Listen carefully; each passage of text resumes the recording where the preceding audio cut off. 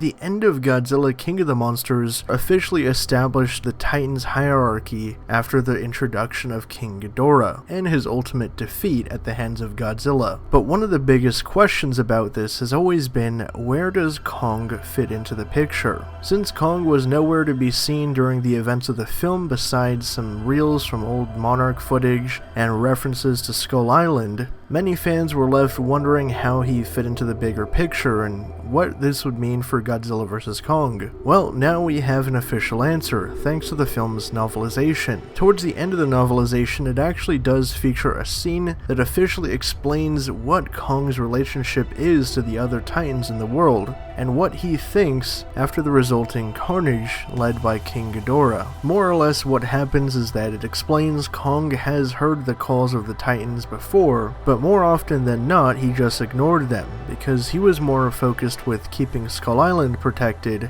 and making sure he was the alpha of his own home. But this time was different. Something had changed, it made him restless, and it also made him angry. The change was not good. The biggest thing, it seems, was that during the credits for King of the Monsters, we found out that some of the Titans were actually converging upon Skull Island, and this was a big thing for Kong. He said that he didn't care about the other Titans, he didn't care about their places or their islands, and it was best they did not come for his. But he felt movement in the stone beneath him, and his anger grew brighter. It's also implied that the Skull Crawlers heard the call too from the other Titans, and they were waking from deep below. The long quiet was over. Kong scratched the itch on his ribs and began to hunt. So this should be very interesting to see how it factors into the next film. A lot of us had assumed that the events of the film would mostly be taking place on Skull Island, but there's a chance that Kong could actually leave the island, as it seems that now he's in hunting mode, and he's finally not ignoring the calls of the other Titans, since they're threatening his home directly this time. So what are your guys' thoughts on this? It is very interesting to see that throughout Kong's life he did hear the calls. It mentioned that when he was young, even probably a child, he heard the calls, but he didn't really hear them too often.